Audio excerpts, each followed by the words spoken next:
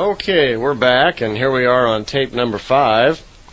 This tape we're going to kind of regress just a little bit and go back to some of Billy's early years, and we're also going to go over his early contacts with Asket. Billy's, of course, most well known for all of his contacts with the Pleiadians, which began in 1975, and few people are aware, actually, that he had contacts almost throughout his entire life. And that by the time the Pleiadian contacts had started, Billy had already had years of contacts with another race and with other people, and been on many adventures which had served to educate him up to this point, so the contacts with the Pleiadians would really be possible. Kind of an interesting side note, I want to give you a little background into Billy's early life. On an earlier tape, we discussed his early contacts with Svath, the old Pleiadian man who had kind of helped him through his early years. He had caused him to be born at a certain time and saw to his early education, and also taken Billy up for his first ride in a spaceship. Well, Billy's young school years were plagued with problems. You can almost imagine a young person in school that is having visitations from highly evolved extraterrestrial beings. It's very difficult then to go back to the schoolyard or the classroom and deal with mundane things like reading and writing when your mind is filled with far-off things of the universe and complex philosophical and spiritual philosophies and ideas that are running through your head. So Billy had a lot of difficulty really dealing with being an average child. And because of this, he spent a lot of time just being absent from school, from wandering out in the forest, thinking on his own, being led out into nature to discover and to observe more about nature and its laws. Because many things were going through his head, because he was constantly receiving telepathic transmissions from Svath during these years.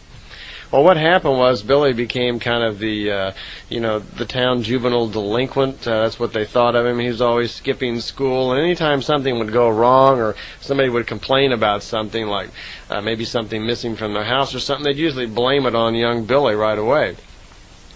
Billy, for some reason, had trouble defending himself. Whenever he would be questioned by the local authorities about, what his connection was, maybe with a certain crime or problem, Billy somehow would just keep quiet and not even answer. And he always felt it kind of unusual himself that he wasn't able to do this. But it got him in a lot of trouble. As a matter of fact, he landed in young men's institutions on a couple of different occasions because he just wouldn't speak up for himself, and he was assumed guilt in many cases. He even remarks that in some cases he would go ahead and sign the police reports, knowing full well that he had nothing to do with the crime that had been committed, but found himself still incarcerated in some sort of institution for the I guess you would call it the young insane or the young troublemakers. He finally wound up in what's called the Renault Clinic, which is a clinic for people who are psychically disturbed, where psychiatrists and psychologists can observe people. He was kind of young for that, but apparently too many days and weeks alone on the street and so forth led him to too many problems, and he wound up in this Renault Clinic. Well, not wanting to stay there, Billy devised an escape plan. And what he did was he made a little key out of some wood that there was kind of like a wooden throw rug in his room. He devised a little key out of that, and one night he broke out of the Renault Clinic by getting through a window in the bathroom. He had to drop about 20-25 feet to the ground below, which was concrete. He did, and in doing so, he twisted his foot and badly injured his foot. At the time, he felt it was probably broken. It's 11 o'clock at night, and it's I believe it was in November. It was very dark and cold outside, so he jumped over the fence and got away, left the clinic. About that time, he heard the dogs and the sirens going off. Someone had detected that he was missing. They were looking for him. Billy ran through the woods and came to the Rhine River and dove in the river, thinking there was no way they would expect him to dive in the river on a cold, wintry night and swim, but he did. And he did make good his escape. He swam down the river for a ways. Must have been awfully cold. When he got out of the river, he stopped, ate some grass and leaves and so forth. He had spent so much time in the forest, he was beginning to understand what to eat and what not to eat, and knew a lot about nature. Ate some plants or whatever that he had found there, and made his way out of the country and traveled for several months. Actually, what he did is he snuck out of Switzerland and made his way all the way across the country into France, where he joined the Foreign Legion. It doesn't say exactly what the date or the year is in here, but he managed to join the Foreign Legion. And at that time, when he got to France, his foot which was really troubling him still, he got some medication and some help with his foot. And the Foreign Legion then packed him off to Algeria. Well, he wasn't in the French Foreign Legion too long when he decided this was not for him, and he already started to plan his escape. He was told by the other legionnaires not to even consider it, because the remote area they were in, he was miles and miles from any kind of civilization, and surely would experience the greatest trials and tribulations if he tried actually to strike out on his own across the deserts, because there were no oases, there was no food and water, and he would surely perish. So Billy looked at it as like, gee, this could be a living hell. So he decided to abandon the idea, is what he told everybody. But so everybody left him alone on that thought and didn't expect him to follow through on those ideas. However, secretly, he was still planning to do it. He did make good his escape one night and spent 2.5 months crossing the dangerous deserts in Algeria to get back to any kind of civilization. During this time period, he almost died on several occasions. Telepathically, he was encouraged in a couple of occasions by Asket, who at that time was his newfound teacher, who told him and kept encouraging him to go on, to fight it, and to make it, and he did. Well, oddly enough, he fights all the way back, gets back to Europe, and decides to turn himself into the police and confess everything that he's done, draw a clean slate of it.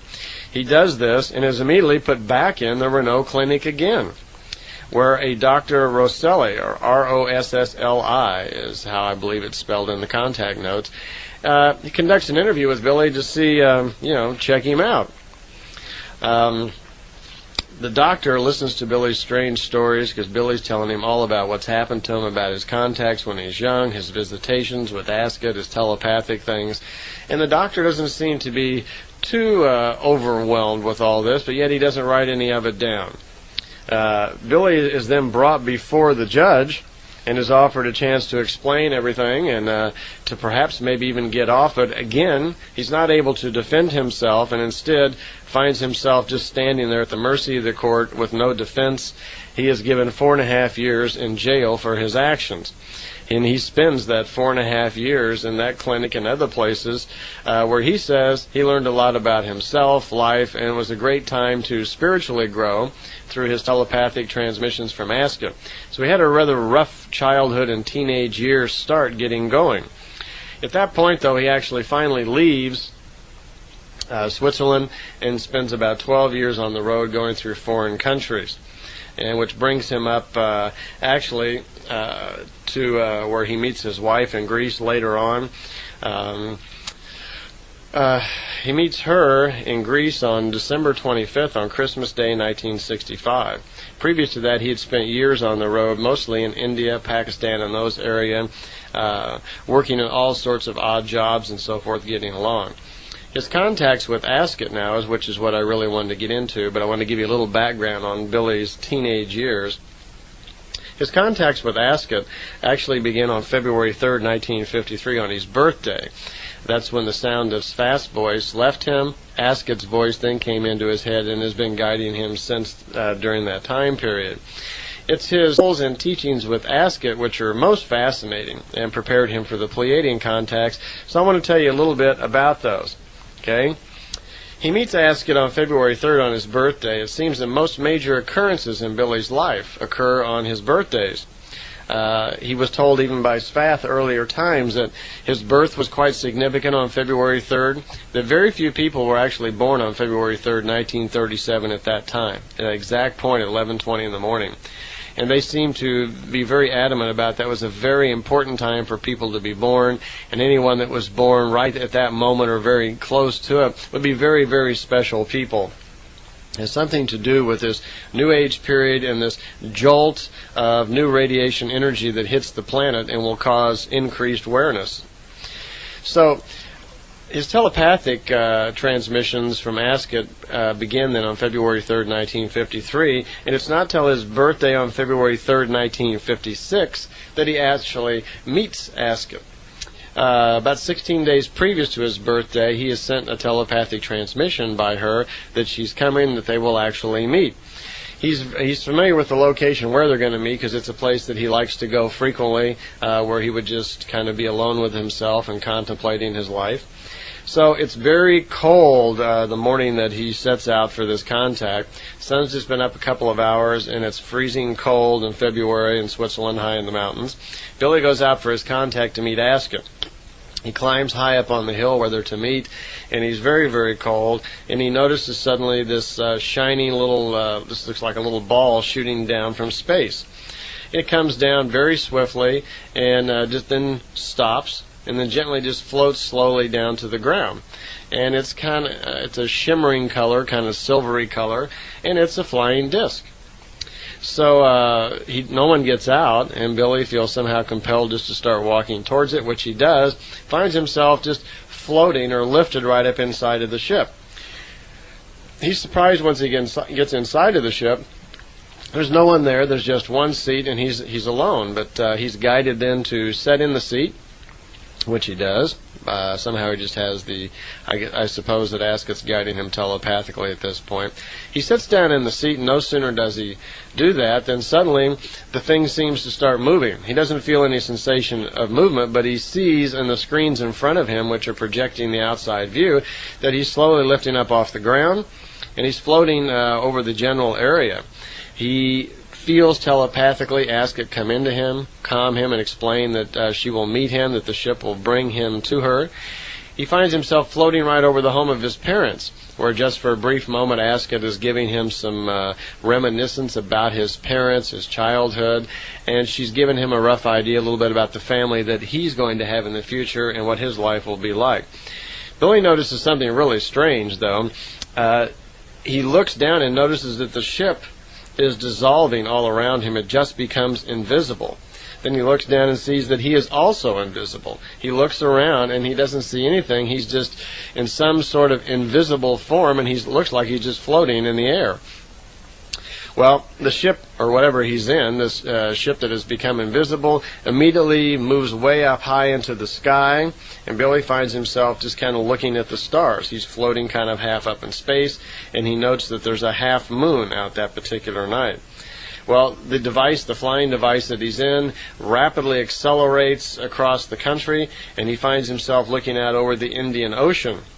The sun is bright and is coming up over the Indian Ocean, and just as rapidly as this flying device has gone up in the air, it rushes down towards the earth, gently floats down and lands, and Billy gets out of the ship and again just floats right down and is standing on the ground. He's not real sure where he's at. He doesn't see Asket. The ship is not there. He walks over to a giant rock that's there on the ground and puts his hand on the rock. He's surprised that the rock feels really warm. Something interesting happens, though. As soon as he touches the rock, suddenly he's aware of where he's at. He knows that he's in Jordan. Now, most of Billy's life, he's had the feeling that he's been here before. He quite often will be, in his travels, will know what's beyond the next turn. He'll be on top of a mountain and he'll know what's on the next place. It's like he's been to these places before but can't quite remember it. Combined with that, he feels kind of like a stranger on the planet, like he's visiting here. And ever since his days with Spath and that his mission was revealed to him, he's becoming more and more aware of the fact that he is an unusual creature in creation, that he somehow is on a mission, that he is just visiting this planet, that he has served in this mission several lifetimes beforehand. These things and these reminiscences are already starting to come back to him. And as he's standing here in Jordan and has touched this rock, these reminiscences are coming back to him even greater, where he feels that he has been in this countryside. Suddenly he knows the entire area, and he has this sensation that he's very familiar with all of his surroundings. Well, as he's standing there thinking, he looks up in the sky again, and here comes the ship of Asket. And again, it looks very much like the first one that he just rode in. It just looks like a silver line just darting in from outer space, and it comes down to earth very rapidly, stops, floats down, and gently lands on the ground. And finally, he's about to meet Asket. Asket steps out of the ship, and Billy's a little taken back as she's very beautiful to him. She has very long white hair, kind of golden white hair, and she's wearing kind of a silvery-looking gown, not a flight suit type thing, but a very kind of feminine-looking gown that's tightly kind of tied up at the waist and so forth. And then kind of an amazing thing happens. Billy, as he's walking towards her, he suddenly feels this, he's kind of overwhelmed with this sensation of love and concern. It seems that Asket, now being quite a telepathic person, also has the ability to project her feelings and her thoughts. And what she's done is she is, instead of shaking hands and saying hello, much like we might do, instead she projects all of her feelings and concern and love for Billy and pushes them right into his being. And every cell in his body, he said, is just kind of overcome with this immense love and caring that she has. He suddenly is just kind of like stupefied. He can hardly move. As well, he also at the same time feels very familiar to her.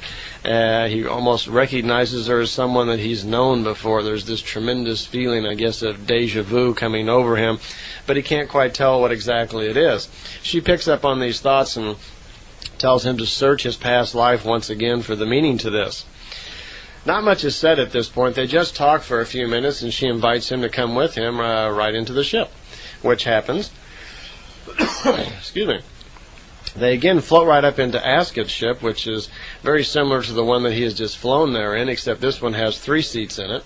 They get into the ship and they take right off, and she has not even explained where they're actually going. The ship lifts off the ground again, and again, just like the first one, it becomes invisible. And even though he knows he's still in a craft, a flying craft of some type, all is invisible. Even the ship, he doesn't see his hands or anything. He can't even see Asket. And she's not speaking. It's very quiet. The ship then darts across the countryside, and he notices again now it looks like they're over the Mediterranean Ocean. And he's kind of surprised because he really doesn't know where they're going. And very quickly the ship begins to race back down towards Earth, and he finds himself standing in Egypt early in the morning. And as he looks down, he sees that the Great Pyramid there, the Great Pyramid of Giza, just outside of Cairo, and that the ship is coming down, and it looks like it's landing right next to the Great Sphinx. Well, the ship still looks kind of invisible, and Billy can't understand how all of this is really possible. And Asket says, well, it's time for us to leave the ship. And she senses Billy's bewilderment about the invisibility and explains to him not to worry, because even though there are people milling around on the ground, the merchants and so forth that are up early in the morning, they can't see the ship either. And he really can't understand how this is possible. And she says, well, here, this will help. And she says, I have a little device you can put around your waist which will enable us to see each other, but no one else can see us. So she's putting this around his waist, and as she's doing it, suddenly Billy can see Asket kind of kneeling down in front of him, attaching this thing to his waist. And he's kind of surprised because now he can see himself, and now he can see her, but no one else can see them. They're just kind of hanging there in space because he can't even see the ship around him. So they leave the ship, and they find themselves standing on the ground there next to the Sphinx, and there are people milling about. She senses his thoughts again, that he's challenging how this invisibility may be possible, and so she invites him, go ahead, try out touching someone, which she could feel in his thoughts he was thinking about doing. So Billy walks over to a couple of men that are standing there and walks around behind the fellow and notices that he's not being observed, and tugs on the man's cape. And the man kind of turns, doesn't see anybody, doesn't see Billy, and turns back to speaking to the man he's speaking to. Well, Billy's just flabbergasted by this. How is this possible, this invisibility thing? They're walking along, and he's still thinking about this. They come across this tent.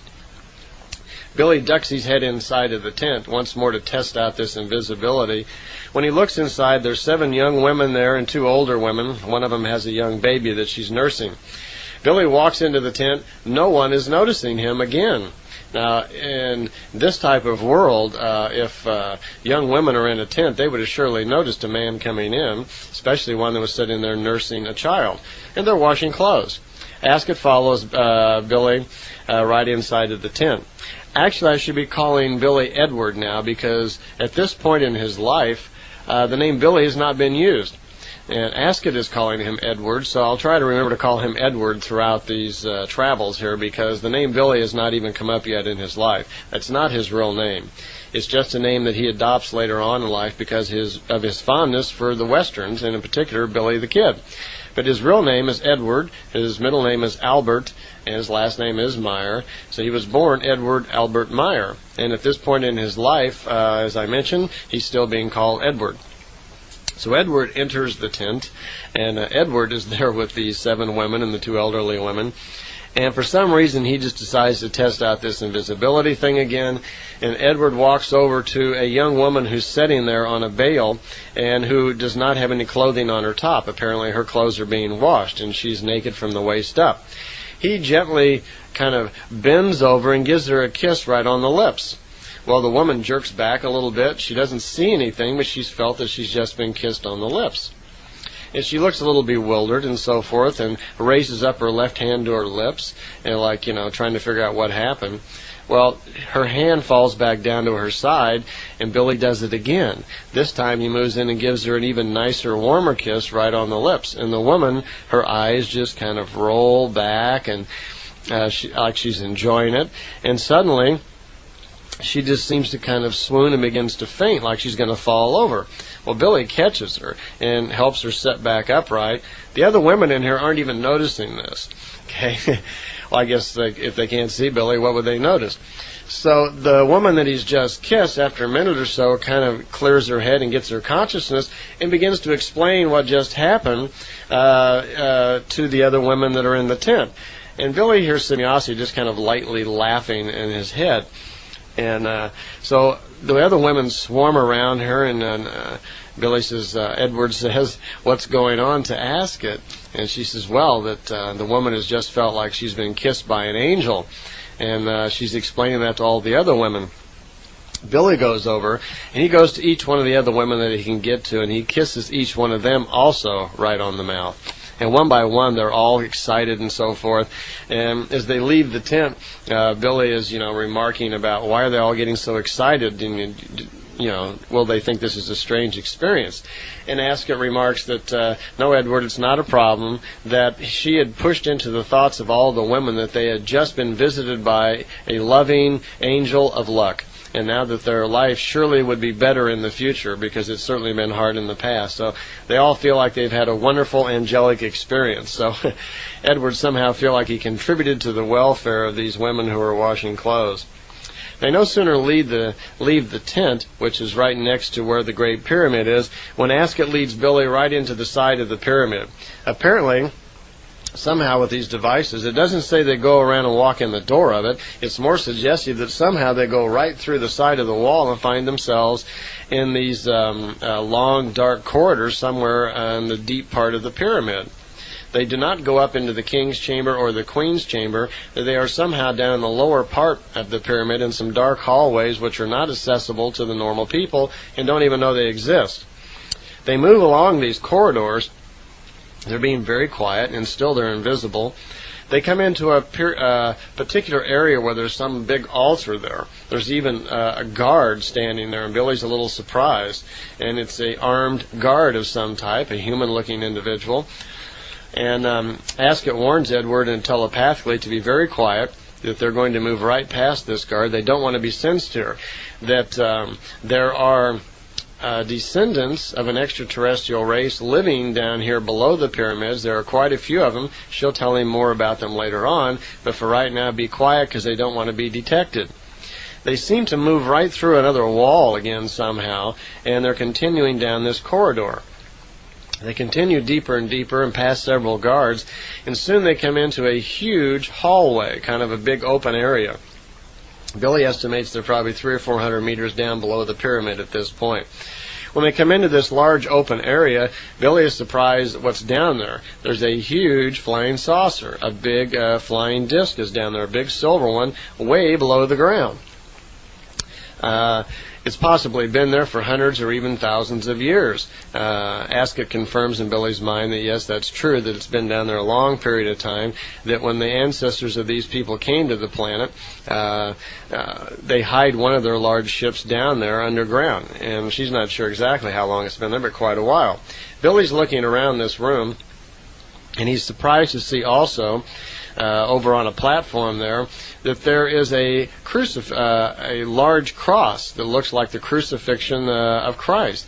It's a large cross about 2 meters in height. Also, there are some nails laying there. There is this crowned wreath with the thorns in it and so forth. There's a purple robe, and there's a little leather bag with some precious stones. And Billy, all sorts of things are running through his mind. He says, surely these must be the crucifixion tools of Jesus Christ. But he's a little confused because early in his life, Sfath had taught him that the crucifixion was real, except that Emmanuel really did not die. And he was explaining to him all about the truth of what Christianity was really based upon. So he was really kind of confused because here was the crucifixion tools of Jesus Christ, and now he's really confused. He didn't know what was going on, and Asket was offering no explanations at this point. They immediately, Asket takes Edward's hand and leads him back out of the pyramid. And it's been kind of a surprise to him when he comes outside. It looks like they've actually been gone for a couple of hours, and he thought it was just a few minutes. So he'd kind of lost track of how much time had been going on there. Well, they get back into Asket's ship, and they leave Egypt. And when they do, they fly back to the area in Jordan where the other ship is also waiting, and they land in this remote area in the wasteland somewhere, in the Waste Mountains, and somewhere where the Dead Sea is at. Well, they spend 2 days there for Asket explaining Billy all sorts of information. During these two next days in the ship alone with Asket, this actually is the beginning, you might say, of Billy's mission. For the next 2 days, she explains many things to him about himself, his future, his life, and start to explain some very important things that he's going to need in his role as a prophet during this lifetime. One of the things they talked about was creation. He's slowly becoming educated through Sfath and his recent experience under the pyramids with the crucifixion tools, more and more information about the life of Jesus Christ and religion. And she begins to explain to him a little bit about what creation is. And she just gives a few explanations here. She says, the universe, what we call the universe, this large thing, full of planets, galaxies, and nebula and all sorts of things, they call it creation because they regard it as a living thing, as an evolving thing. And she explains that he will become more and more knowledgeable about this, but she wanted to explain to him that the creation itself embodies the entire life of all living things in the universe. It is responsible for the existence of all things, including that which we call gods and all other forms of life forms. There is a creational force. The universe itself, then, is alive. It is an evolving form of energy. That originally the creation had the idea to create a universe, and it did. That idea then embodied all of the information that was necessary for that idea to expand and evolve into matter, which became the planets and all the galaxies, the universe we were in.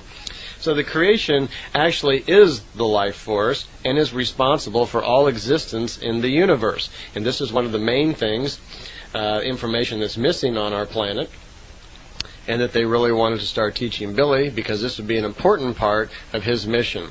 She explains at that point that that was also the mission of Emmanuel during his time, that he was trying to explain to people about what creation is and about how life procreates and evolves throughout the universe, but they weren't really able to understand it, and most of the time they misinterpreted it. And that in the year 189, when Christianity would actually be formed, it would be somewhat altered in order to form Christianity. Nothing particularly malicious, I don't believe. They probably just did the best they could at actually understanding it. She also mentioned that it had been for 33 centuries that she and her people had been coming into our universe. She explained that she actually was not from our universe, that there was a neighboring universe they called the Tao universe, and that her race of people were called Timmers. Her planet that she came from was called Akon, A-K-O-N, and that for many years they'd been coming into our universe. There were technologies that provided a way that they were able to build some sort of barrier or a canal or a cave, whatever you want to call it, that allowed them to come from their universe into ours. They'd been exploring for some period of time. They had found their way into the area of the Earth and finding human people here as well as on many other planets, and were involved in just as explorers and experimenting into our universe. She had also discovered long ago that the Earth people here on Earth did not originate here. And this led them to following or tracking down the origin of the Earth people, and it led them into the ring nebula of Lyra, which was the original home of the Earth human being. We've touched a little bit on this on our history thing that we talked about earlier, that roughly 2/3 of the white race of the planet Earth has Lyrian genetics in them, that we are from Lyra. So that was also mentioned. She mentioned that the Lyrians now were gone, that they had, through destruction and wars and natural events, pretty much become extinct, that there were very few of them left. Most of the Lyrians, 230,000 years back, during a very violent war, had left that section of the sky and founded what we now call the Pleiades. And that in Billy's future, remember he's only 19 at this time, Edward, excuse me, that in Edward's future, he would have contacts with these beings from the Pleiadians, but not for quite some time, that he was actually being prepared for that now. That Edward had been born on purpose in 1937 because he was a prophet, that he had served in that role many times before in other lifetimes. That prophets are born on purpose for particular missions, and they are generally procreated or caused to be born at particular times to serve their role as a prophet. Such was the case with young Edward. This is exactly why he had been born and why he was going through these series of contacts young in his life to prepare him for his role later in life to spread the word as a truth bearer. She also mentioned to him that it's a very difficult life. It's a very hard life, that a prophet is responsible for the truth, for bringing new truths to a society. And this often is quite difficult because many people are quite set in their ways and they really don't want to believe something else. So he could look forward to a very difficult life in front of him. She also mentioned to him that in the future he's going to write a wonderful book. And it will be based on some telepathic transmissions provided by these Pleiadians that he's going to have contact with later in his life. This entity will be called Arahat Athrasata. And it is the very same entity that Emmanuel was put in touch with 2,000 years ago when he learned his lessons of life. Out of this, he will write a very great book of truth, and this book could go on possibly to become a major epic to begin the new age with, as it will open up minds all over the planet and bring the truth about existence finally to the world of Earth. She commented again here that the truth really is not subject to change, that there are real laws in creation. When creation had the idea to create the universe, there were fixed laws involved with this. So the creation itself has purpose. It has total logic to it. There are reasons for things that we just don't understand. And this logic and this reasoning forms the basis for what they're calling the laws of creation. And she says, these laws of creation, Billy, will be made more and more aware of, but people should know that they're not changeable. Even though we may get off on a tangent making up our own rules of society or whatever, that eventually, in order for us to evolve, we must come back to the true laws of creation, or else we would just be spiritually stagnant. That evolution really would not be possible. Many races have ignored the laws of creation, become too materialistic, too warlike, and it ended up just degenerating their society and being self-destructed because of war. The true evolution is only attained through discovering knowledge and living by the laws of creation itself. Next thing she mentioned was something kind of interesting, that we know in our solar system that we are taught that we have 9 planets, and we have an asteroid belt. She says that asteroid belt used to be a planet called Milana, that there were inhabitants, Lyrian inhabitants on that years ago, and that they came to a war and they destructed their whole planet and blew it up. When they did that, that planet used to be between the planet Earth and Mars, and when the planet blew up and all of it formed the debris which now forms the asteroid belt, it actually pushed Mars out of the orbit that it was in, causing life on Mars to be ended. It threw the planet Mars out of its orbit and caused Mars to be in a shorter, closer orbit to the Sun than it used to be in. So this is one of the reasons there's no atmosphere on Mars at the moment, and where all the people were killed. Apparently the planet was violently thrown out of its orbit, and when that happened, all the life that was on the planet was thrown off of it out into free space, and the atmosphere disappeared and all life on Mars ended. After that, there were only sporadic expeditions to Mars, and ETs occasionally keep equipment and so forth there. But at one time there was life on Mars, and there was life on the planet Milana, which is now gone. She says one of the main reasons that she is here on Earth is they had noticed that the scientists of Earth were coming very close to finding and discovering the answers to atoms and develop bombs and what they called destructive devices, which could lead very much to the same end. And that the particular position that the Earth and our solar system was in right now, it could be very dangerous to our whole galaxy and maybe even this part of the universe if we were to destruct the planet accidentally before 1974. For some reason, she was very clear that there was a clear and present danger of us blowing up our planet and causing major damage to the universe up through the year 1974, and it was her particular mission to come monitor the scientists of our planet and very carefully make sure that this did not happen. Along with the rest of her mission was to help guide and teach Billy many things so his mission as a prophet could be fulfilled. She says currently right now, and this is back in, I think we're in 1956 here someplace, that America, Russia, and China were all kind of fighting for dominance of the world.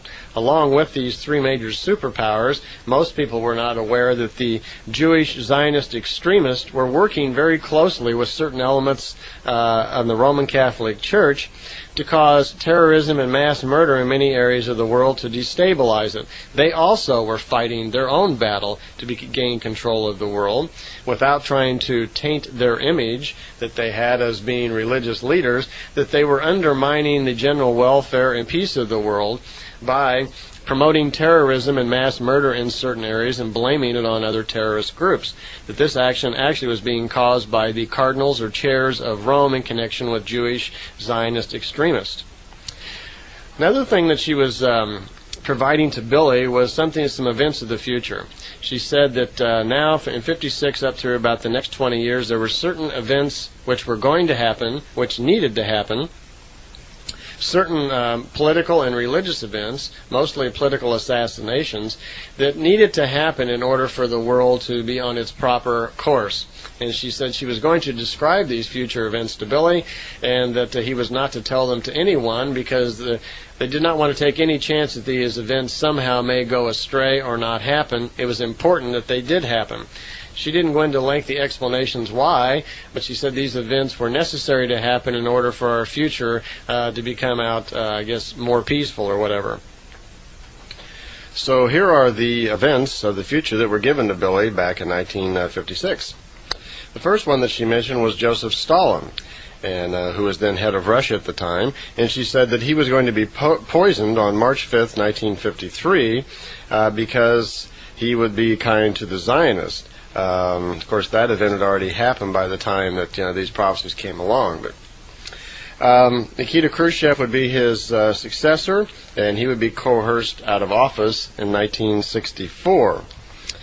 John Kennedy would become the President of the United States, which he did, and would be assassinated on November 22nd, 1963. The interesting fact was that she commented here in Billy's notes that this was going to be by the order of the Central Intelligence Agency, the CIA. Now here we are in 1992, and we're finding out it's becoming more and more clear in the public that the CIA somehow probably was involved in that, although we don't have any exact proof. Because it's also mentioned right next to that in his notes that Bobby Kennedy will be killed by the same order, by the same people, on June 6, 68 in Los Angeles, when he's running as a candidate for president. So here we have some information from extraterrestrials prophesizing and being very accurate about the death of Kennedy's. It says the Holy Office in Rome will also not be spared. Pope John the 13th will be poisoned in 1962. Interestingly enough, that he and Pope Paul VI, who will also be poisoned by cooperation with the cardinals and the Jewish Zionist extremists. Here we have the cardinals, or the holy chairs of the Catholic Church, actually plotting to kill their own pope. It's the cardinals that put the popes in power, and apparently they put one in they didn't want, and they conspired somehow with Jewish extremists to kill their own pope. In Greece, King Paul I will be poisoned on March 6th, 1964. A lot of poisoning going on here, so apparently there's, I guess if you're into assassinations or whatever, there must be certain kinds of poisons that are undetectable that you can use. His successor will be named Constantinos, who will be exiled in 3 years by a military regime. In Egypt, the land of the pyramids, Nasser then was president and leader of Egypt, but he would be poisoned by his own relatives in 1965. Again, there's poisons being used. In Saudi Arabia, King Faisal will be shot in 75. So here they're using a gun instead of poison. These were the most important events of the next 20 years, events that help shape and form the political leadership of our planet. And it was most important, she said, that these actions not be interrupted for whatever reason. Okay. She mentioned that, Asket mentioned that she and other extraterrestrials did not really have the authority, what they called the authority, to interfere with politics and religion. That authority wasn't by some laws that they had passed. They regard this as the authority of creation itself. Their moral value, you might say, is that every life form has the right of its own path of evolution. That every individual has the right to a free will to make his own conclusions and do what he wants. And they regard the people of Earth as having free will. It's up to us who we elect, who we let lead us, and what we do about it. And it wasn't their responsibility to interfere. So they believe that it's not right for them to interfere in our politics and religion. They can give us all the advice they want, so we make our own decisions, but they don't directly get involved. She says one of the main reasons for her coming there, her mission, was to prevent these scientific catastrophes that they were so worried about. That since the atomic bomb, scientists had learned entirely too much, and they were really afraid of some sort of doomsday devices that may actually explode the planet.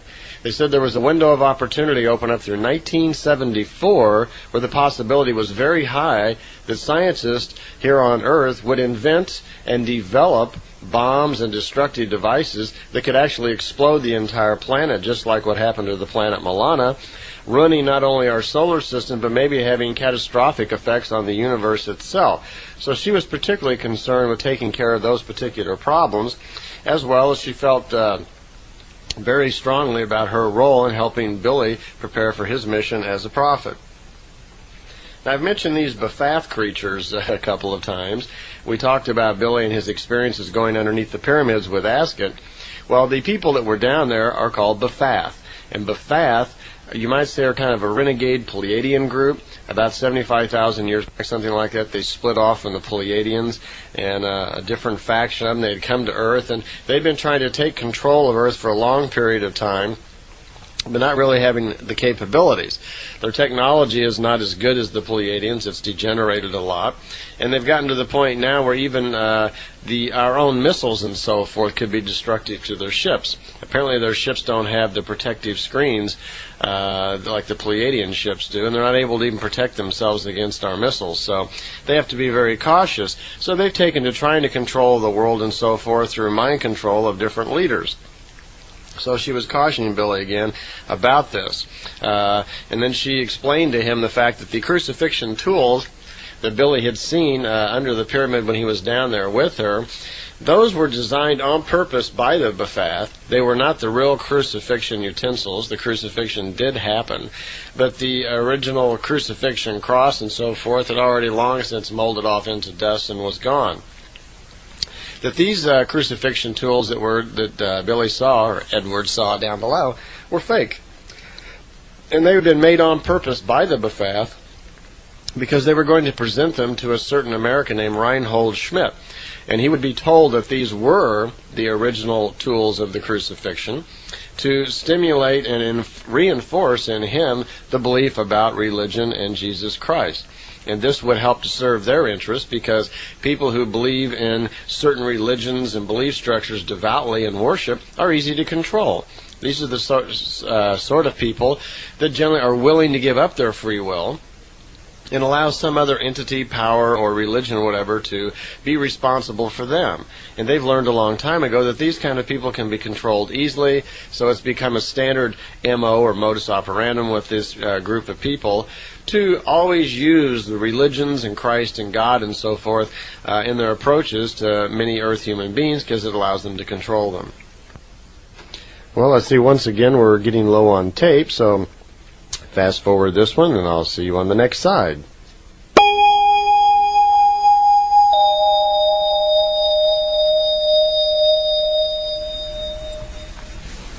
Asket's also going to take Edward back into the past so he can learn for himself a lot about different historic times, and in particular they wanted him to have his own first-hand knowledge about religions, about Jesus Christ in different historic periods, so it would be his own knowledge.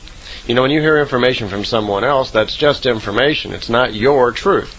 But if you actually experience it yourself, then you have first-hand knowledge. It becomes part of your life, and it's your truth. So in this instance, they were always careful to take Billy and let him learn for himself, see for himself, so it became his particular knowledge. Well, they've been in the ship talking for a long time, and nightfall comes, and they decide to go for a walk. They're actually walking hand in hand. Billy's 19 at this time, and obviously very taken with this woman. You can understand why. And they're walking. There's a dim moon out that dim light out that night. It's very pretty out. They go for a walk, and they're just chatting and talking. And suddenly, Asket pulls Edward's hand and kind of stops him. And this fellow jumps up at them with a gun. And he's an elderly fellow, probably in his late 50s or 60s, something like that. And he's pointing a gun at them. Well, they immediately calm him down. Apparently they've stumbled onto someone's campfire here, and they calm the fellow down, and he finds out that they're not bad guys, and they didn't come to jump him in the middle of the night or anything. His name turns out to be Gypsy, and that he is from Russia, and he used to be a Russian diplomat or ambassador of some type, and he had taken to the road. This fellow Gypsy was now traveling for the road the past several years, and he was kind of out, developing his own experiences. So they talked to him for a while by his campfire. Gypsy offered them a little bit of food and so forth, and they got to be very friendly. Well, Asket turns to Edward and takes him by the hand, says it's time to leave now. They prepare to go, and Gypsy stops them and remarks how comfortable he is around them, that he doesn't get to see people very often, and hopes they would stay. Asket tells Gypsy, well, we can't stay now, but we'll be back on February 7th, and we'll see you again at this same location. So he's happy with that, and they take off. So they go back to the ship. They return to the ship, and it's getting very late at night, and they stay again in the ship that night. So Edward stays there with Asket again. And in the morning they get up, and Asket has a little breakfast for them, and they have some kind of unusual juice he didn't recognize and so forth, and they have a little breakfast thing there. And she explains a little bit more about creation to Edward, excuse me. He's still Edward at this point. She says that she's drawing his attention to the fact, and she knows that Edward is not particularly mathematical and scientific, but she explains to him that all of creation can be explained mathematically. That it is a totally logical evolution, that the creation itself is totally logical in every way. We just don't realize it because we have not discovered it yet. We have not scientifically advanced to that point. But she explains to him that there are the numbers 3, 7, and 12 are the important numbers. Now, I don't know too much about this either, but she says the entire mathematics of the universe consists somehow of an enclosed circle, which can somehow be conceived with the numbers 3, 7, 12, and 7 times 7. So for those of you who are into numerology, perhaps you already know these things. It can probably better explain it than I could. It doesn't mean too much to me. Good. She's being very careful with Edward all the time not to take any particular information too far, only to open him up to certain ideas and concepts a little bit at a time. And she acknowledges this again and says that she and ETs, they have to be very careful, when they give information out so as not to overload us or, give us things that really aren't useful at the time.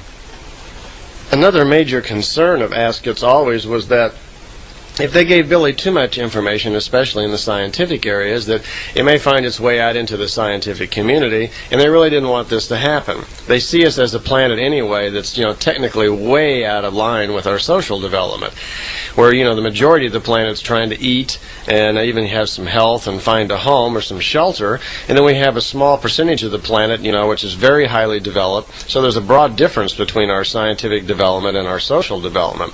They have already watched us develop the atomic bomb and blow up Japan, and so we're very concerned about feeding any more information to our scientists, which could do even more damage than that. She's telling Billy a little bit about his future, and that later on that he will be directed to confront the Befath group, that they have a strong representation in Berlin through this Thule Society, Thule, that's been going on for hundreds of years, and it would be good for Billy to confront them at a certain point.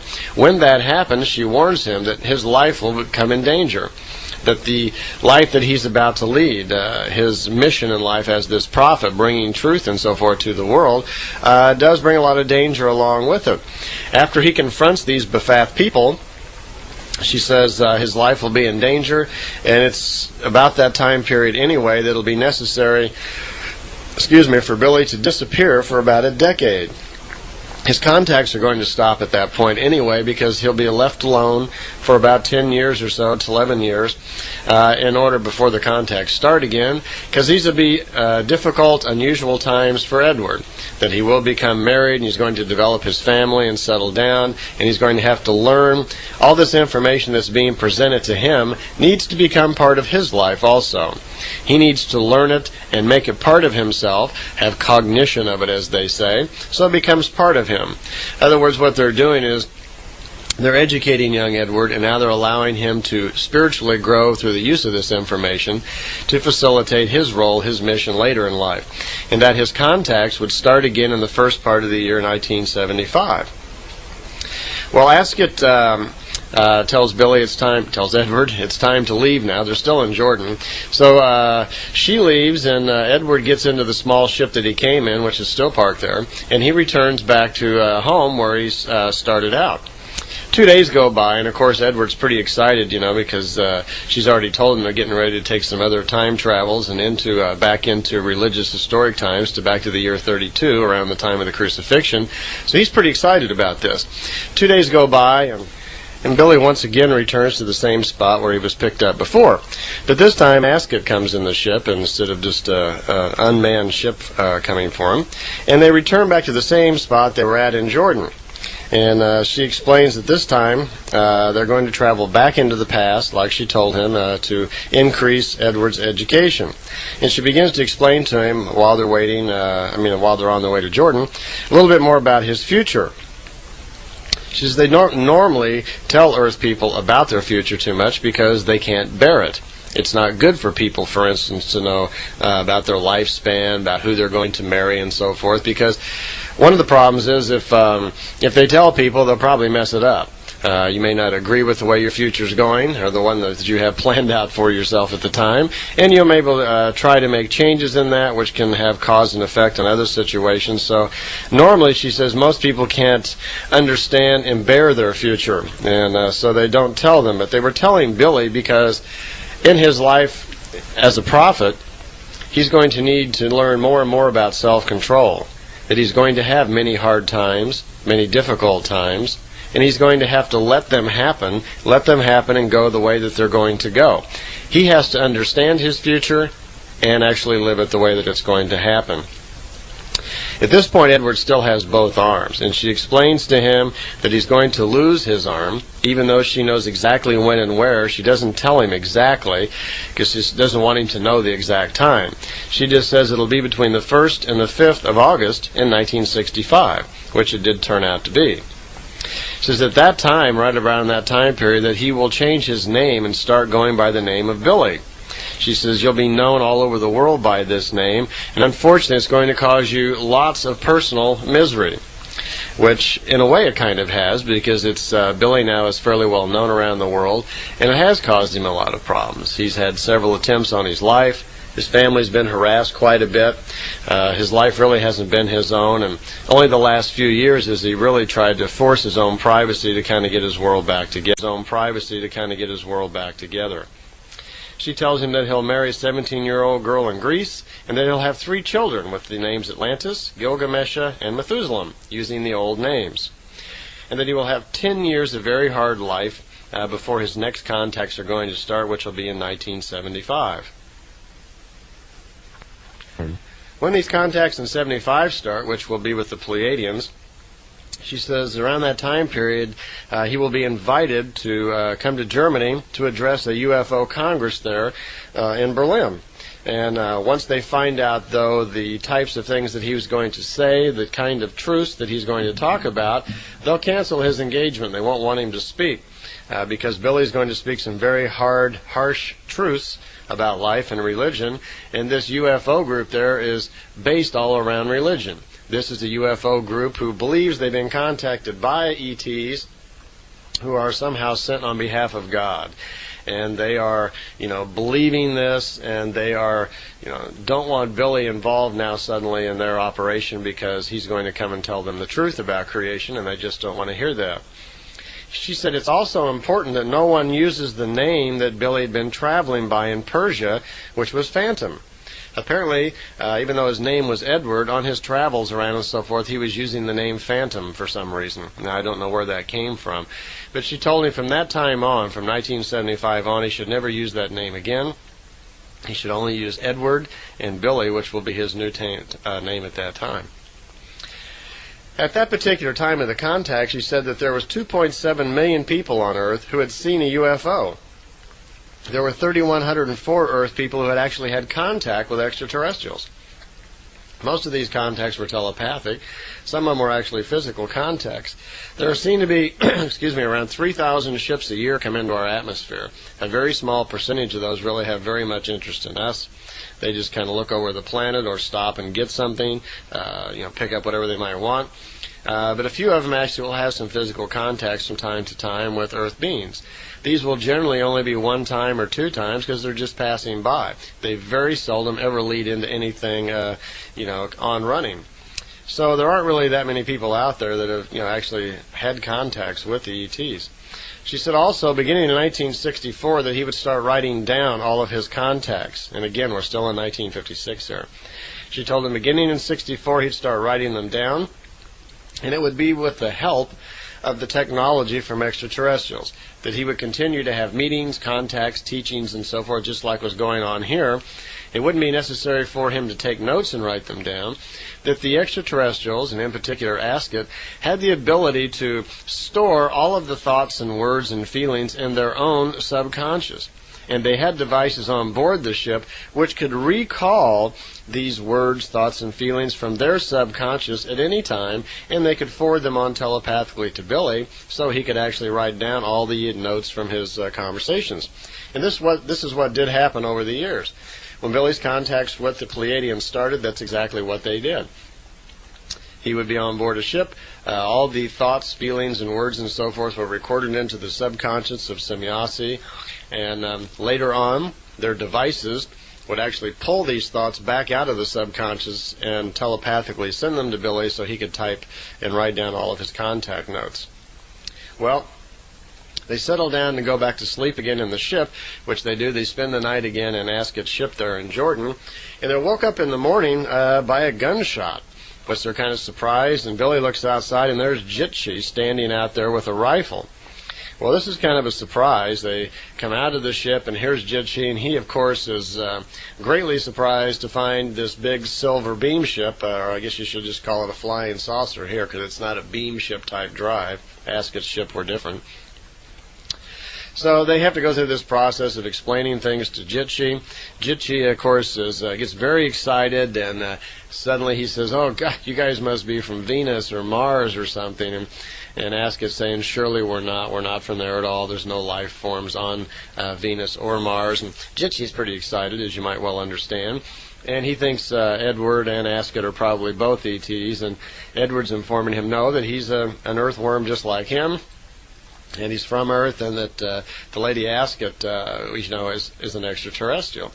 Well, Gypsy thinks she's an angel right away and says, "Oh, surely you must be here on behalf of God." And he pulls his Bible out right away and is saying, "Oh, look, I believe in God, I believe in Jesus, and I study the Bible all the time." And Asket's a little taken back by this and begins to explain that no, that she or no extraterrestrials come on behalf of God, that any extraterrestrials that claim that are just being deceptive and very wicked, and they shouldn't do that. So they go through this process of explaining all about who they are and what they're doing, that they're getting ready to take a trip. Well, this kind of throws Asket off. She wasn't expecting this at all, for Gypsy to turn up right here, and doesn't know exactly what to do about it. So the opportunity is extended to Gypsy to come along with them, that they're going to be making some travels and jumps and going different places. And Gypsy, of course, says no, he doesn't want to, that this is against God, it's blasphemy, and he's going on about this. And Edward jumps all over him about being a coward and what good is your Christianity if you have no control over yourself. And they get into kind of a word thing going there. The outshot of it is that Gypsy decides, okay, he will come along, by golly. So they say, all right. So they move towards the ship, and Gypsy goes first. They push him up into the lift, and he goes up in the ship, and they come up after him. And there's poor Gypsy. He's just pale white, and he gets so sick he vomits, unfortunately, in a little bag that he has with him. And Asket has to calm him down, and suddenly Gypsy remembers that he left all of his stuff back at his camp, and they let Gypsy go get his stuff and return, and then they take off. Well, they're in the ship, and they're getting ready to lift off from Earth again. Gypsy is still just pale white, doesn't know what to make of all of this. He's about 59 years old, by the way, and spent most all of his life studying the Bible, and now suddenly here's these people telling him that everything that he's learned so far is wrong, and it's making him ill. And this could be a very good example of what they're talking about. If the extraterrestrials were to suddenly make themselves well known and provide irrefutable proof that much of our belief structure is wrong, it can be very, seriously affecting on many people. It can make them ill in thought. It'll literally just drive people crazy, and that's exactly just about what's happening with Gypsy. And now they're in the 13th century. Edward's standing out on the ground, and he immediately starts to kind of notice nature all around him. First thing he notices is there is a larger abundance of birds and so forth in the air. The air itself is more cleaner. The oxygen content seems to be a little higher, cleaner, easier to breathe. You feel a little exhilarated, he said. And they're in France at the time of Louis the Saint, and they're going to visit a rabbi by the name of Gypsy. Also, the sky looked a little bit different in color. He remarked how the blueness of the sky was more blue and clearer and cleaner than he had seen it before. And he's still living in Switzerland in 1956, which is a pretty clean place. So going back several hundred years, before we started filling the air even with industrial pollution, things looked a little better. So they're somewhere in the woods in France, and Asket leads them on, and they move through the forest a little way, and they come across this little house, and she's telling them that she's been here a couple of times before, and she has a friend here. And they're look around, there's a horse in the barn, and suddenly a bearded fellow comes out the front of the door, and it's Gypsy. And he's a real happy, friendly type people, and he's waving and so forth, and he comes over, and he's happy to see Asket. "Oh, hello, so nice of you to come again." And he says, "Are these your extraterrestrial friends?" And Asket says, "No, these are Earth people just like yourself, but they're from the future." Well, this doesn't seem to shock Gypsy too much. He just kind of takes it in stride and comments that, "Oh, how wonderful. I wish just once that this beautiful lady would take me for a ride so I could experience some of this." But it isn't explained why Asket has been there 2 times before, but apparently she has, for whatever reason, to see Gypsy.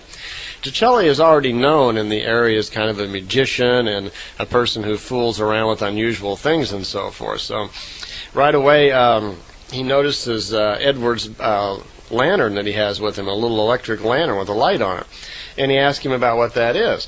So Edwards explained it to him. He says, "Well, no, it's not really like a lantern. It doesn't have a candle or a wick in it, and it doesn't run on kerosene or oil or whatever. It runs off of electricity." And he's showing him, and he pushes the button, and the light comes on. And Gypsy says, "Well, this is marvelous. This is wonderful. How does this thing work?"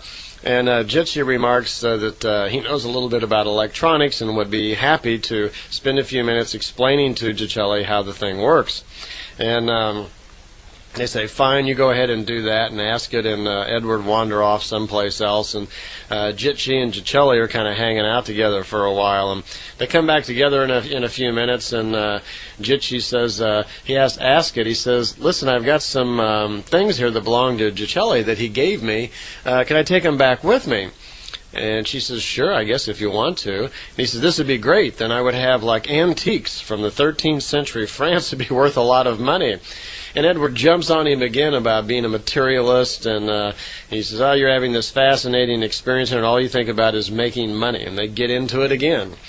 So Asket explains to Gypsy that, well, they really won't be antiques. I mean, they won't age, because once we get into the ship and go back, that there's no aging. It'll only take a part second for us to return from where we are at back to 1956. So no aging will take time on this, whatever it is that you want to take back. Even though it was made here in this time, it won't show any age on it. If you really want it to age, she says, bury it somewhere here in France and then come back and get it when we get back. And then it would have aged, it's several hundred years' time since he buried it. So Gypsy understands that, but he takes the stuff with him anyway, and they leave the 13th century. It says in Edward's notes now that for the next 6 days, they travel to different time periods, they observe different parts of history, and each time they make one of these jumps and so forth to different time periods, Billy's starting to notice already this unusual feeling he has. Every time there's a jump, he somehow feels a little better. And he comments in his notes that there's a calming effect. He somehow feels a little better about himself, and he kind of uses the word like uplifting. You feel a betterment of yourself or something. Well, earlier we talked about the time when Billy got to go on the Great Spacer and experience eternity for 7 minutes. The same thing's happening here. He just hasn't quite picked up on it yet. But he's already sensing that just for the brief part second there, that your spirit is in touch with creation again when you're in the fine matter world. And there's this slight feeling of exhilaration that he can feel, which is apparently a surprise to the Pleiadians later on, because they say that most people can't feel that. They're not that sensitive to the sensitivity of creation as easily as Edward was. Well, one thing that starts to happen is they're going through all of these jumps over the next 6 days' time. Gypsy, who's still carrying his Bible along, is going through it all the time and making notes and changing things. And his opinion about religion and history is starting to change because he's seeing for himself historically what really happened as opposed to what's actually written down. And in most cases, in defense of the Bible, it appears that it was pretty much the same thing. There were just certain things that were, different here and there. And mainly the thing about Jesus Christ is becoming more apparent to him that it didn't actually happen exactly the way that Christianity has written it. And it's becoming more apparent to him all the time that the Jesus Christ never really did exist. Frankly, there never was a person named Jesus Christ. There was a man named Emmanuel who lived the life and times that we hear was Jesus Christ. But it wasn't until the year 189 that they took the life, teachings, and times of this man named Emmanuel, changed the name to Jesus Christ, meaning the Anointed One, and Christianity became alive. It was actually formed at that point. But there never was a man named Jesus Christ. That's just what it says now in the Bible, the way that we read it. But bear in mind, the Bible's been changed many times down through the years. One other comment is there, at some particular point, Billy seems to be wandering around in his thoughts about different things, and one of them was about the Great Pyramids of Egypt. And Asket picks this up in his thoughts and tells Edward, I keep calling him Billy, tells Edward that I feel that you're curious about the pyramids. And she said, time-wise, they were built 73,300 years back from today. And they were built when the star sign of Lyra stood in Cancer. And they were actually built by the descendants, she says, of the Earth people, which would mean they were built by old Lyrians sometime back in there. Some descendants of the Lyrians built the pyramids. And by the way, there's, she says, all of the pyramids, because not only is there a great pyramid of Giza outside of Cairo, the one that we're familiar with, but there was also two other ones. And when they built them, they built three. They built the large pyramid of Giza there. They also built one in China somewhere that's way below the surface of the ground, and it'd be a long time before we're able to ever detect it and understand that it's there. And then she remarked there was another one. And it doesn't say so in the notes, but Billy was telling me about it. And I'm not sure if he told me it was in South America or Central America. But there's another one somewhere in the southern part of the Americas that's just below the surface, where the very top of it, it's totally preserved below ground, and the top of the pyramid is just below the surface of the ground, and we should probably run across it most any time. We'll probably find it. She didn't want to elaborate at the time as to why the pyramids were built because, again, she felt this was going too far, that for the average person, it wasn't time to introduce knowledges to them about pyramid power. Now, there are many people over the years that have experimented in learning more and more about pyramid power. We are definitely to the point where we know there's something to it. People who have learned to meditate have learned the power of a pyramid, how it can block out outside forces and radiations, causing you to be able to concentrate better and raise your own awareness, your own consciousness. That certainly does work. But apparently, that the pyramids were also used for other things, for teleportation and protection and other things that they used. But she didn't want to take this much farther. But here we have some evidence that the pyramids, at least the Great Pyramid and two others just like it, were built a long time back, 73,300 years back actually.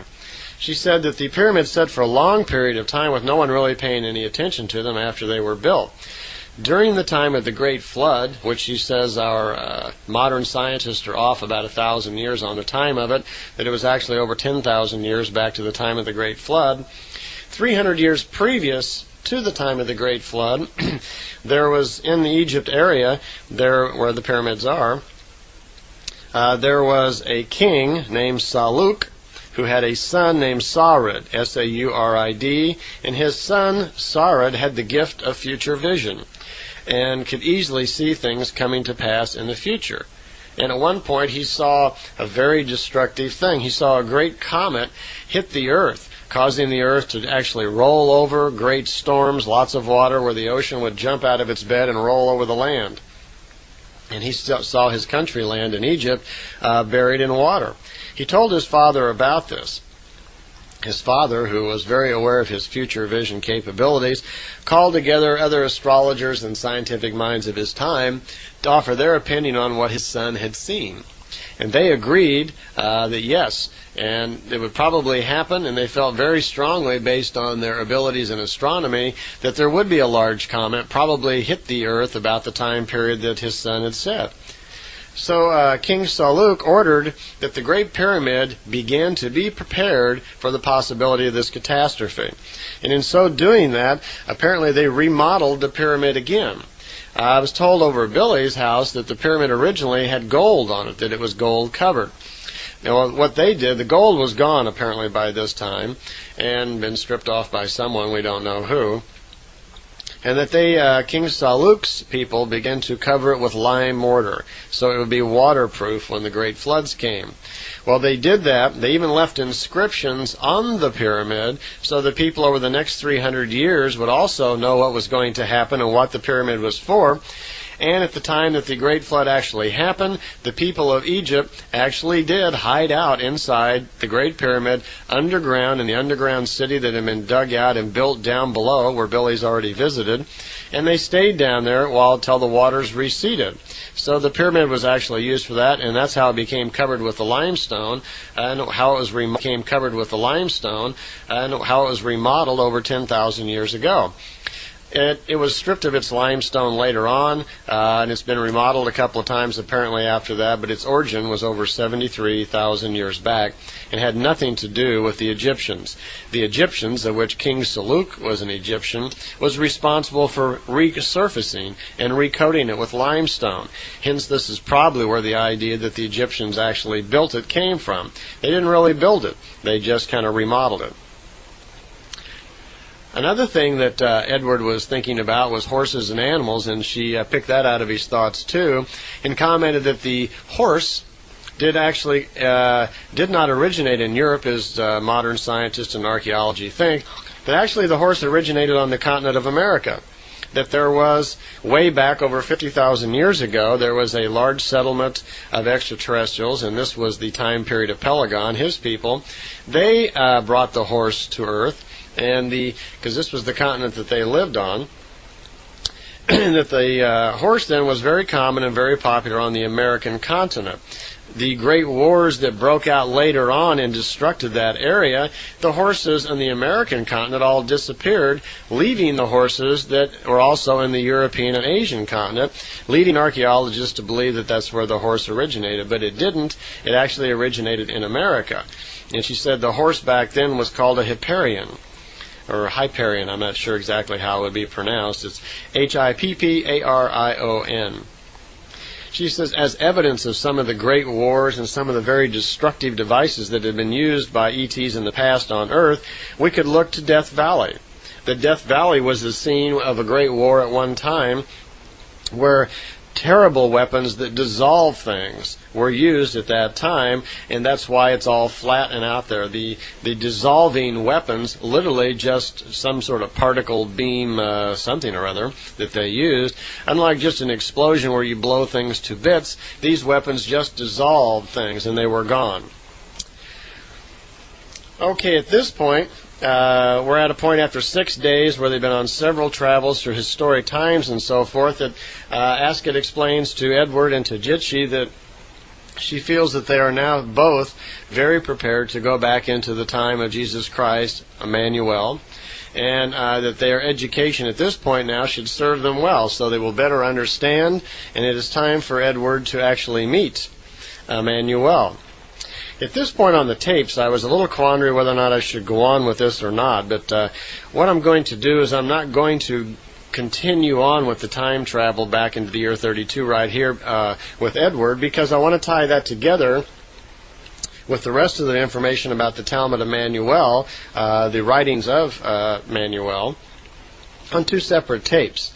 And those are in your tape set. So what I'll do here is I'll just kind of tell you a little bit about the general overview and what happened to Gypsy, and then we'll go over it again more in detail, and I'll tell you all about the conversation that young Edward's going to have with Emmanuel on the other tape set. Well, they do go back to the year 32. They're there for 4 days. When they get there, you have Asket, Edward, and Gypsy is still with him. By this time, Gypsy has had a major mind change about life and what is real in creation and what's really historically gone down on our planet. He's seen the truth of things now for quite some time, and a lot of changes have gone on in his head, so he's pretty much ready now to make a trip back to the year 32 also. They make the trip. They're there for 4 days. One of the problems that Billy had was his hair. He had just had a haircut before they had gone on this trip and had short hair, which apparently was very unusual in those times. That most people just let their hair grow all the time, and I suppose they did because they really didn't have barbers, or it was just the style at the time to let your hair grow. And not to mention, many people believe that long hair facilitates personal strength. And I think that was a belief during those time periods.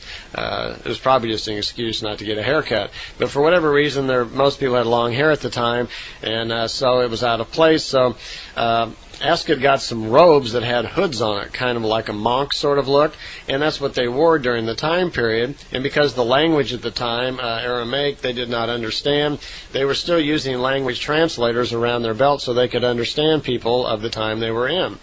They were there for 4 days. I don't know exactly where they sat down, but they wandered around from area to area and wound up close to the Mount of Olives, where Edward does have a conversation with Emmanuel. Gypsy's with them all the time, taking all of this in. When they actually get there, Gypsy gets very nervous about the fact that he's actually going to meet Jesus Christ. And this could be a very heavy thing for someone who has worshipped and has had the concept for years that this man, Jesus Christ, is actually the Lord of the universe and the creator of all men and all the other, things that are exaggerated by a Christian religion, when in fact he was just a real man like the rest of us. And now it's turning out that he wasn't even called Jesus Christ, he was really called Emmanuel. So when they get there, Gypsy is kind of overcome and he's getting excited again. He's getting a little out of hand. And Asket and Edward and Gypsy are standing by the road, and Emmanuel and his followers are walking towards them. And Gypsy's going a little berserk, he's getting a little excited. He's losing control a little bit. And Edward just pops him once right on the nose, gives him a short chop right in the face. And Gypsy just calms right down, and his nose is bleeding a little bit. And Asket thought that was the most unusual way to handle human behavior. And it was about that time that Emmanuel walks up, who seemed to be expecting the talks, says hello to Asket. Apparently he had known Asket and been visited by her several times before, and turns to Gypsy very calmly and suggests that Gypsy go over and sit down with his followers, who are sitting down beside the road there, and that they would take care of him. And they do stay there for a while, and Edward has his conversation, which we'll go into in length on the other tape. And then they get back into the ship and they return. Gypsy, other than that, does not speak with Emmanuel. Just met him for a moment there, was about it. And they return in the ship and they go back to Jordan, where they never really see Gypsy again. And so Gypsy got an opportunity there just by virtue of being in the right time at the right place. He got to see a lot and go on the travels with him for that entire 6-day time. Okay, we're going to move forward in time on our own here now. We've been talking about Edward's travels with Asket back in the year 1956. After those travels, he continued on and went into India and roamed around many different countries. He had a few other contacts with Asket, and there are some old pictures in black and white in India that Billy took of her ship and inside of her ship looking down at the earth. Those pictures aren't too common. They're not too common around, and I generally show them in my slideshow because people really haven't seen them very much. Sure.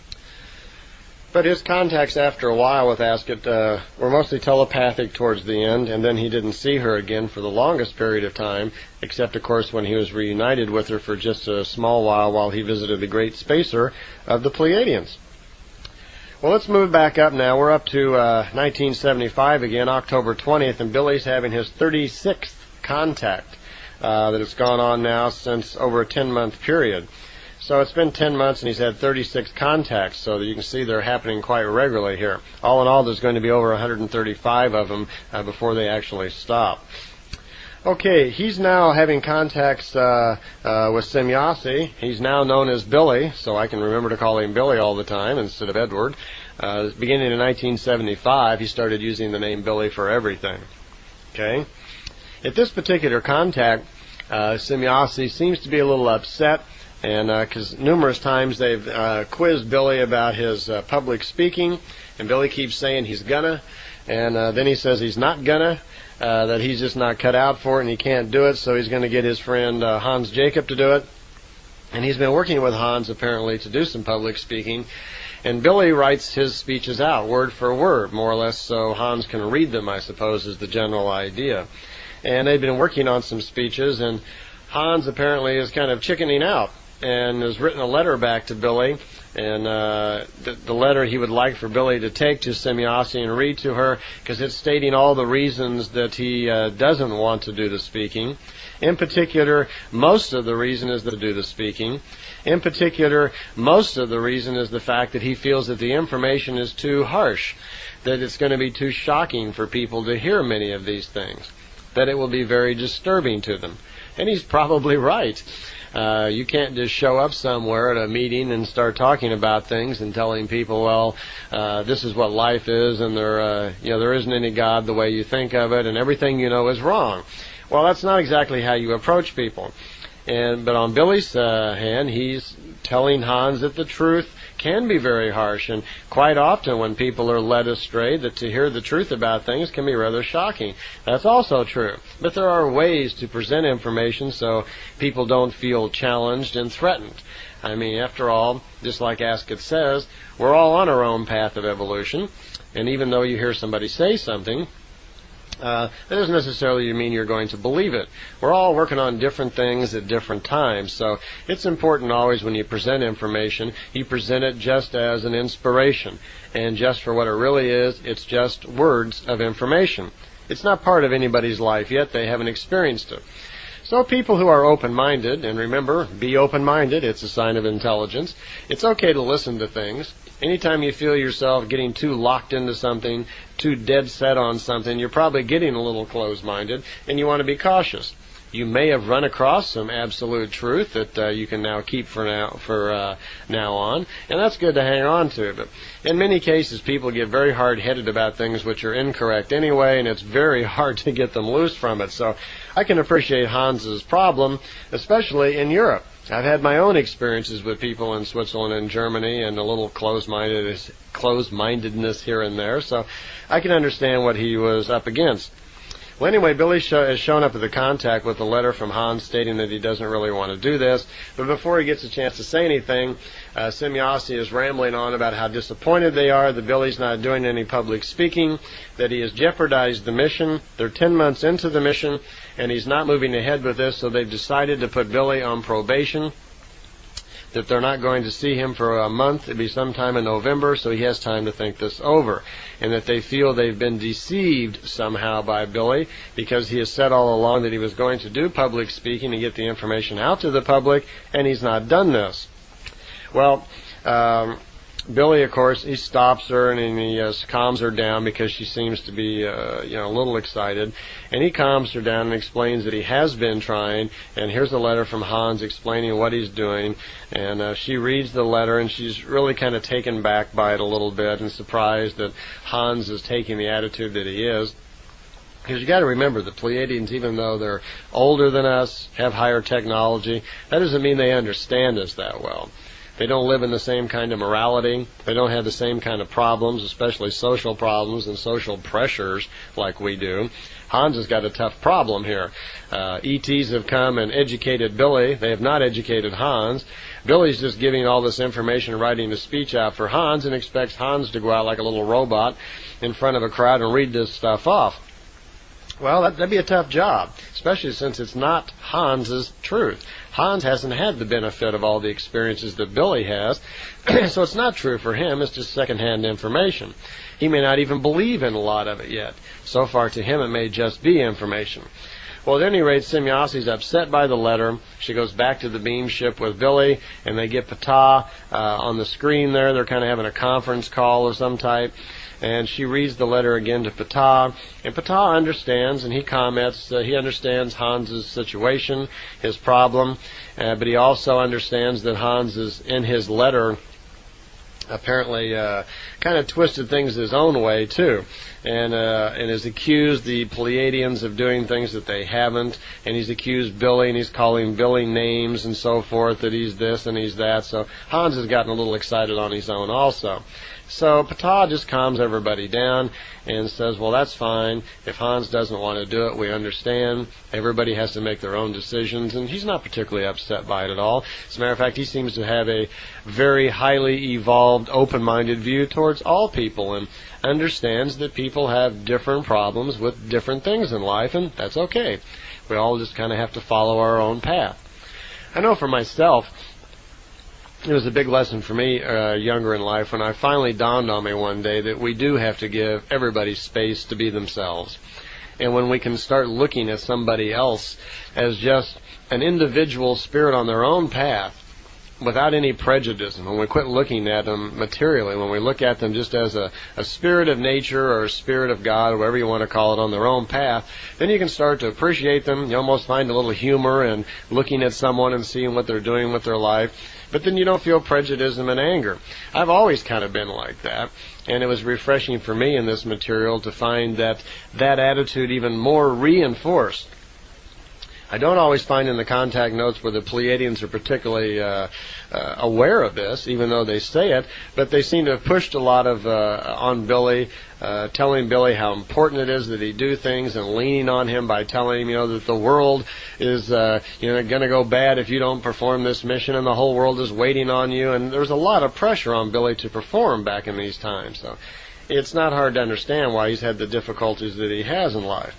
Well, anyway, they read the letter of Hans and so forth, and after the Ptah reads the letter and responds to it to Billy, then Billy understands a little bit better, and everybody seems to be a little calmed down, but still Billy's not getting out in the public, and the information isn't getting out. So far it's just in his house and a small group of people that come and read it there, just his friends. And Semjase reiterates that they're trying very hard to get information out, and they really do feel love for the earth person. They live in a very loving, happy, kind of blissful society, and they really don't understand us that well.